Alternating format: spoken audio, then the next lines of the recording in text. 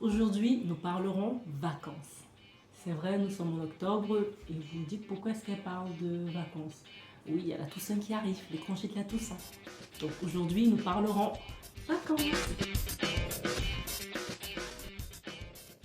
J'ai pensé à faire cette vidéo parce que nous irons en vacances dans quelques jours. J'ai voulu partager avec vous comment est-ce que nous, on organise nos vacances. Ça peut être intéressant pour vous aussi, ça peut vous inspirer.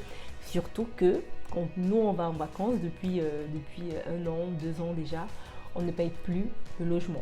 Je vous dirai ça plus tard. Quand partir en vacances? En général, c'est le premier point pour planifier ses vacances, pour définir la période. Pour nous, c'est plutôt simple parce que nous sommes alignés aux vacances scolaires des enfants. Donc nous, on va en vacances avec les enfants pendant la période des vacances scolaires, tout simplement. Comment est-ce qu'on procède pour savoir où est-ce qu'on ira? Déjà, ça dépend de la longueur en fait de nos vacances. Donc là, on va parler des petits congés de la Toussaint. Dans un premier temps, on a la carte de la France, on identifie les lieux où nous sommes déjà allés.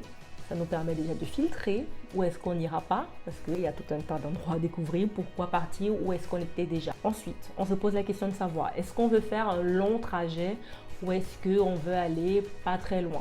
Ça permet aussi de limiter l'endroit où on ira. Est-ce qu'on veut faire 5 heures de route? Est-ce qu'on veut faire 6 heures? Est-ce qu'on peut faire 8 heures? Ensuite, une question qu'on pourrait se poser mais qu'on ne se pose pas forcément, c'est est-ce qu'on veut la mer? Est-ce qu'on veut la campagne? Est-ce qu'on veut la montagne? Quand on a identifié, quand on a fait ce petit filtre, après au pif en fait, on choisit une région tout simplement. C'est finalement le logement qu'on aura qui nous permettra de définir la ville où on ira.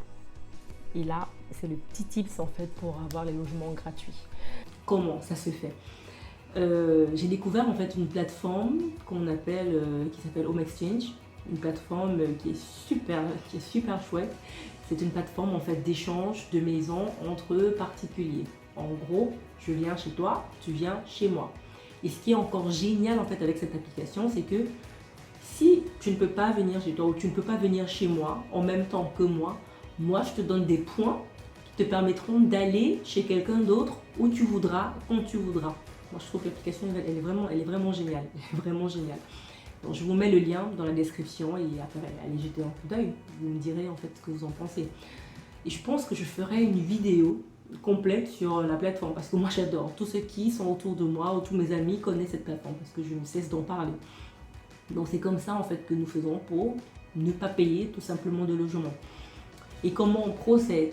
Quand on a choisi la région d'Isère par exemple, comme cette année, je vais sur la plateforme, je fais un filtre sur les dates que nous allons souhaite partir,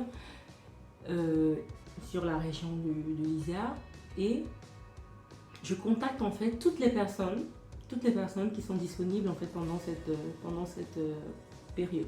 Je les contacte tous. S'il y a 20 personnes, je contacte tout le monde. Je leur dis voilà, ma famille et moi on souhaite se déplacer. Est-ce que votre maison sera disponible pour qu'on vienne passer quelques jours là-bas? Je contacte tout le monde. Le premier oui que j'ai, je valide tout simplement. Et c'est comme ça que je définis la ville où on ira. Et pour moi, en fait, je trouve que c'est l'occasion de découvrir de nouveaux endroits. Se nourrir. On ramène systématiquement des produits de la maison.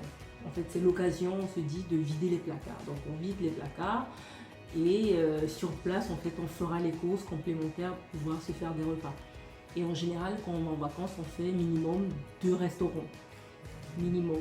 Ce que je fais quand je suis sur place, c'est je cherche, voilà, quels sont les repas locaux, quelles sont les traditions locales, et je cherche un restaurant qui propose ces mets locaux.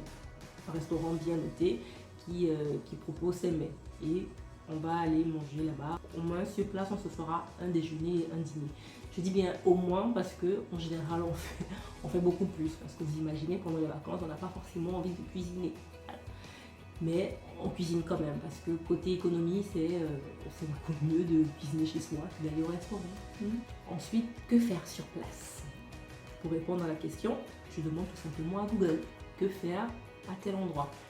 Et je répertorie tous les endroits qui sont mentionnés, voilà, à voir absolument. Et c'est comme ça en fait que je ferai mon petit planning en fait de vacances.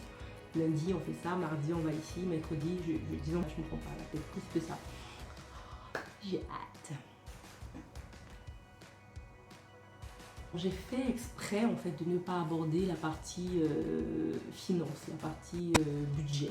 Nous en fait en général on ne se pose pas vraiment la question plus que ça de combien on va dépenser pendant ces congés.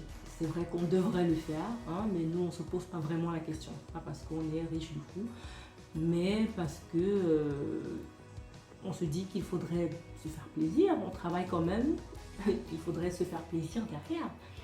Donc on va essayer de se faire plaisir pendant nos congés en restant quand même dans la limite du raisonnable. On ne va pas faire des dépenses ouf, on va se faire plaisir mais on va rester raisonnable. Donc côté budget, on ne se donne pas de limites mais on reste raisonnable. J'espère que cette vidéo vous aura donné quelques idées. Ça me fera super plaisir de savoir que je vous ai appris moi une chose, que vous dormirez moins bête. Et je vous dis à plus dans le bus.